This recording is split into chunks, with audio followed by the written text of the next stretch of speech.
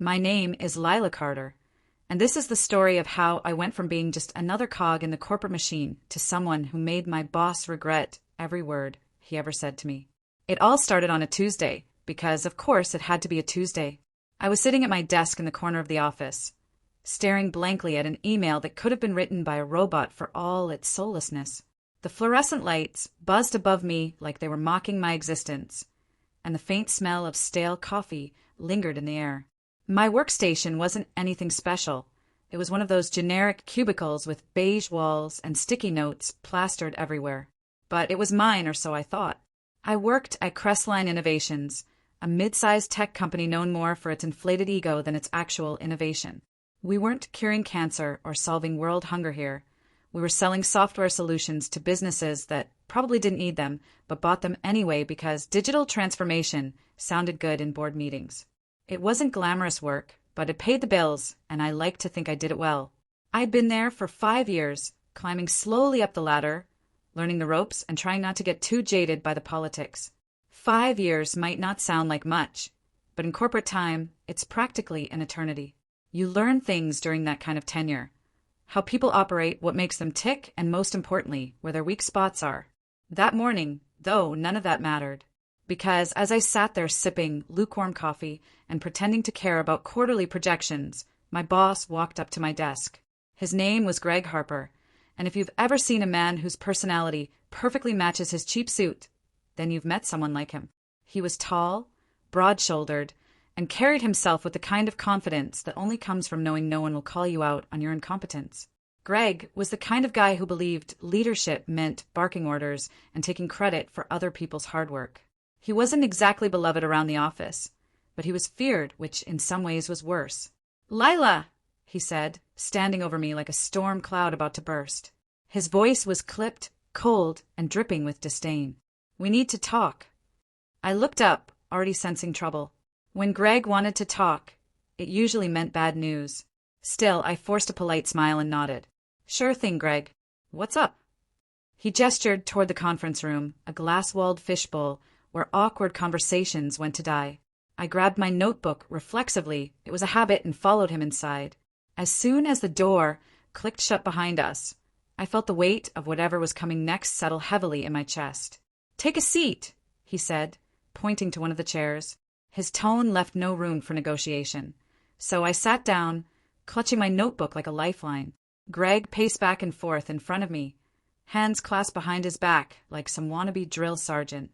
For a moment, he didn't say anything, just let the silence stretch until it became unbearable. Finally, he stopped pacing and turned to face me. "Lila, after careful consideration, I've decided to let you go." The words hit me like a punch to the gut. Let me clarify.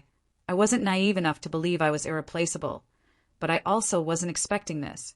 Not today. Not like this. I blinked. Sure, I must have misheard him. "Wait, what? Are you serious?" "As a heart attack," he replied, his lips curling into a smug little smirk. "Your performance hasn't been up to par lately, and frankly, we're moving in a different direction." "My performance?" I repeated, incredulous. "Greg, I've been killing it for months. I just closed 3 major deals last quarter alone." He waved a dismissive hand. "Numbers don't tell the whole story. And besides, management has spoken. This isn't personal, it's business." "Oh, right. Because firing someone could never be personal when it came from someone like Greg. Everything was always business. Except, of course, when it wasn't." I stared at him, my mind racing. Was this about the Johnson account? Had he found out I'd flagged some issues with their implementation plan? Or maybe it was something else entirely. Some petty grudge I didn't even know existed. Whatever the reason, arguing wouldn't change anything. Once Greg made up his mind, there was no changing it. "So, what happens now?" I asked, my voice tight. "You'll pack up your things and leave quietly," he said, as if reciting lines from a script. "HR will process your final paycheck, and we'll provide references consistent with your tenure here." References? Huh, that was rich.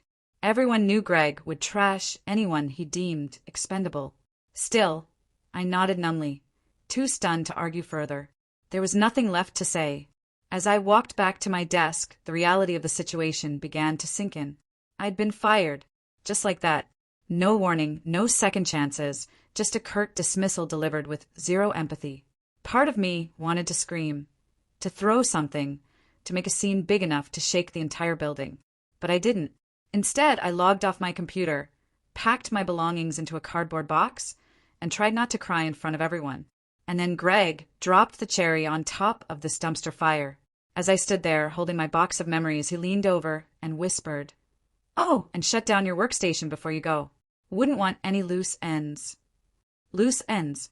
That phrase stuck with me as I powered down my laptop for the last time. Loose ends. Like I was some unfinished project to be tidied away. Little did Greg know, shutting down my workstation would end up costing him far more than he bargained for. The days after my abrupt exit from Crestline Innovations were a blur. I spent the first 48 hours alternating between anger and self-pity, drowning my sorrows in ice cream and reruns of old sitcoms. By day 3, however, something shifted. Maybe it was the caffeine finally kicking in, or maybe it was the realization that Greg's cruelty had lit a fire inside me. A fire fueled by indignation and a desire for justice. Whatever it was, I decided I wasn't going to let him win. But revenge isn't as simple as plotting elaborate schemes or hacking into company servers, though trust me, the temptation was real. No, revenge, at least the kind worth pursuing, is about playing the long game. It's about patience, strategy, and exploiting weaknesses. And Greg, for all his bravado, had plenty of weaknesses. The first step was gathering intel. While I may have been physically removed from Crestline, I still had connections within the company. Over the years, I'd built relationships with colleagues who respected my work and trusted my judgment. One such person was Rachel, a project manager who'd always appreciated my dedication and attention to detail. She agreed to meet me for coffee under the guise of catching up, though we both knew the real purpose of our meeting. Rachel arrived at the cafe looking nervous, glancing around as if she expected Greg to pop out from behind a potted plant. "You sure this is okay?" she asked, stirring her latte anxiously. "I mean, I don't want to get in trouble." "Relax," I said, offering her a reassuring smile. "I'm not asking you to do anything illegal. Just give me the lay of the land. How's everything going without me?" She hesitated for a moment before leaning in closer. "Honestly, it's chaos. Greg's micromanaging everyone and morale is at an all-time low. People are scared to speak up because they don't want to end up like you." Her words stung, but they also confirmed what I already suspected. Greg's leadership style was toxic, and his inability to delegate effectively was starting to show cracks. "What about clients?" I pressed. "Any updates on the big accounts?" Rachel frowned. "Well, that's the thing. The Johnson account is falling apart. Remember how you flagged those issues with their implementation plan? Turns out no one listened. Now they're threatening to pull out unless someone can fix it fast." Bingo. The Johnson account was Crestline's crown jewel, one of their largest and most lucrative contracts. If they lost it, it wouldn't just hurt Greg's reputation. It would send shockwaves through the entire company. And thanks to Greg's parting jab about shutting down my workstation, I knew exactly where to strike. See, before I left Crestline, I'd been working on a proposal for the Johnson account, a comprehensive plan designed to address their concerns and streamline their processes. It was innovative, detailed, and tailored specifically to their needs. Unfortunately, Greg had dismissed it outright, claiming it was too ambitious and not aligned with company goals. Translation: he didn't understand it, so he killed it. But I'd saved a copy of the proposal before deleting it from the server. Call it paranoia or foresight. I'd learned early on that having backups was essential in a place like Crestline. At the time, I'd done it purely for peace of mind. Now it felt like fate. Armed with this knowledge, I devised a plan. Phase 1 involved reaching out to key contacts at Johnson and Company, including their head of operations, a sharp-witted woman named Margaret Klein.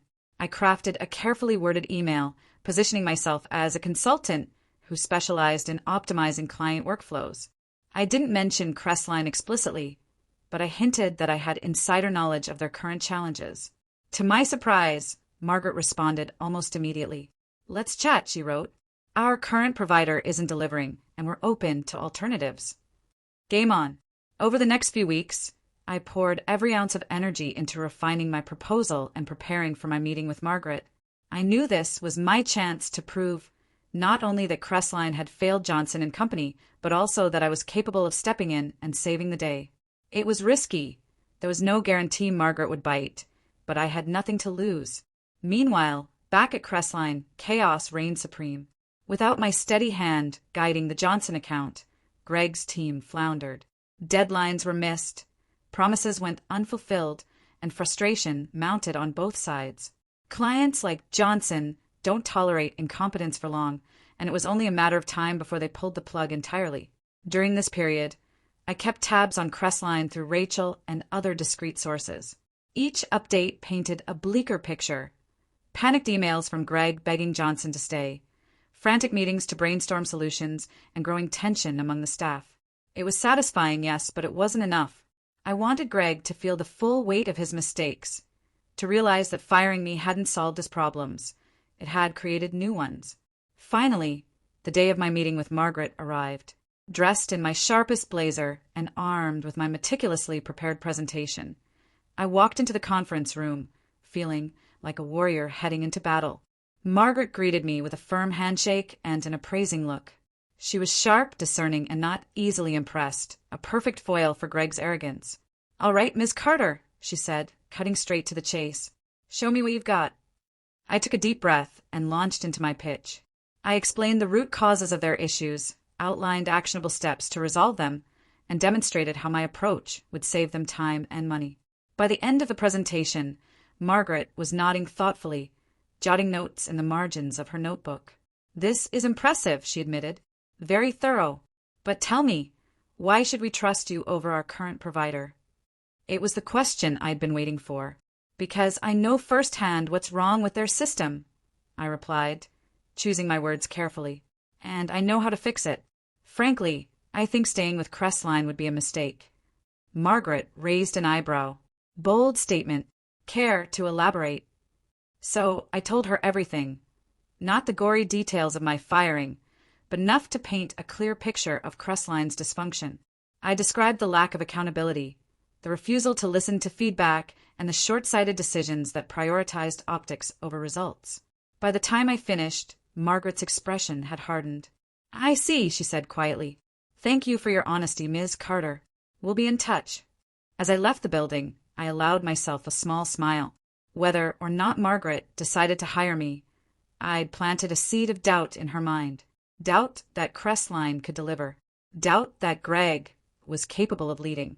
And doubt that sticking with the status quo was the right move. Back home, I waited anxiously for her decision, replaying the meeting in my head and wondering if I'd said enough or too much. Meanwhile, Crestline continued its downward spiral. Rumors swirled that Greg was on thin ice with upper management, and whispers of layoffs began to circulate. The irony wasn't lost on me. The man who prided himself on efficiency and results was now presiding over a disaster of his own making. Then, late one evening, my phone buzzed with an incoming email. The subject line read, "Next steps, Johnson and Company." My heart raced as I opened it. "Dear Miss Carter," Margaret wrote, "we've decided to move forward with your proposal. Please find attached the terms of our agreement." I exhaled sharply, relief and triumph washing over me. I'd done it. Against all odds, I'd secured the Johnson account for myself. But this wasn't just about vindication. This was about proving that loyalty, integrity, and hard work still mattered, even in a world dominated by egos like Greg's. Of course, the journey was far from over. Convincing Johnson to switch providers was one thing. Executing the plan and delivering results was another. And while I reveled in the knowledge that Greg's reign of terror was crumbling, I couldn't afford to rest on my laurels. Revenge was sweet, but redemption was sweeter. Little did I know, the real challenge was yet to come. With the Johnson account officially in my hands, I dove headfirst into implementing the solutions I'd outlined in my proposal. It wasn't easy. Johnson and Company was a massive client with complex needs, but I thrived under the pressure. Every late night spent fine-tuning workflows, and every early morning call to troubleshoot issues reminded me why I loved this work in the first place. Unlike at Crestline, where my ideas were dismissed or diluted by bureaucracy, here I had the freedom to execute my vision fully. Margaret Klein quickly became not just a client, but an ally. someone who appreciated my dedication and trusted my judgment. Meanwhile, back at Crestline, things were unraveling faster than I could have imagined. Greg's attempts to salvage the Johnson account were laughable at best. He scrambled to assemble a team to rebuild trust, but his efforts only highlighted how out of touch he was. The same arrogance that had led him to fire me now blinded him to the reality of the situation. Johnson didn't want excuses, they wanted results. And without me, Crestline simply couldn't deliver. Rumors began circulating online about Crestline losing one of its biggest clients. Industry blogs picked up the story, speculating about internal mismanagement and leadership failures. Investors grew nervous, and stock prices dipped slightly, a small hit for now, but enough to make upper management sweat. Through Rachel, I learned that Greg was being called into meetings with executives daily, each session more tense than the last. For the first time in his career, he was on the defensive, forced to answer for mistakes he'd never acknowledged before. It felt good. Not because I enjoyed seeing him squirm, okay, maybe a little, but because it validated everything I'd worked for. My firing hadn't been about performance, it had been about ego. Greg saw me as a threat, someone whose competence overshadowed his mediocrity. Now, the world was starting to see him for what he truly was, a paper tiger, all bark and no bite. But as satisfying as it was to watch Crestline falter, I knew I couldn't let myself get complacent. Winning the Johnson account was a victory, but sustaining it required relentless focus. Over the next few months, I poured every ounce of energy into ensuring their satisfaction. I streamlined processes, introduced innovative tools, and fostered open communication between departments. Slowly but surely, Johnson's operations transformed from chaotic to efficient, earning praise from employees and stakeholders alike. Margaret noticed too. One afternoon, she invited me to lunch to discuss expanding our partnership. "You've exceeded expectations, Lila," she said, raising her glass in a toast. "We're already seeing significant improvements across the board." "Thank you," I replied, smiling modestly. "I couldn't have done it without your support." She waved off my gratitude. "Nonsense. You earned this. That's why we're considering bringing you on full-time as a senior consultant. What do you say?" The offer caught me off guard. A year ago, I would have jumped at the chance to climb the corporate ladder again, but something had changed in me during these past months. I realized I didn't need a title or a corner office to prove my worth. What I craved was autonomy, the ability to create meaningful change without being bogged down by politics and red tape. "I appreciate the opportunity," I told her honestly, "but I think I'm happiest working independently. If you're open to it, I'd love to continue consulting for Johnson while taking on other projects as well." Margaret nodded thoughtfully. "Fair enough. We'll figure out a structure that works for both of us."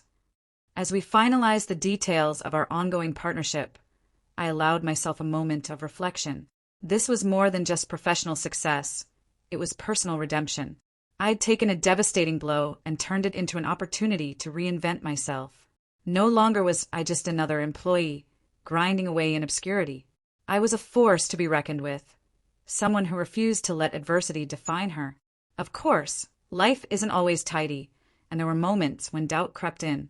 Would I ever find stability? Could I sustain this level of independence long term? These questions lingered in the back of my mind, but they no longer paralyzed me. Instead, they fueled my determination to keep pushing forward, to keep proving that I was capable of more than anyone, including myself, had once believed. And then came the day when the final piece of my revenge puzzle fell into place. Rachel called me, breathless with excitement. "Lila, you won't believe this," she said. "Greg got fired." For a moment, I couldn't process what she was saying. "What? Are you serious?" "Dead serious. Upper management finally had enough. Losing the Johnson account was the last straw. They brought in a new VP to clean house." I laughed, a deep cathartic laugh that bubbled up from somewhere primal. Karma, it seemed, had a wicked sense of humor. Greg Harper, the man who dismissed me as expendable, was now the one deemed unnecessary. Poetic justice didn't even begin to cover it. Still, I didn't gloat. Revenge wasn't about gloating, it was about closure. Knowing that Greg's actions had consequences, and that those consequences rippled far beyond just him, was enough. He'd underestimated me, and in doing so, he'd sealed his own fate.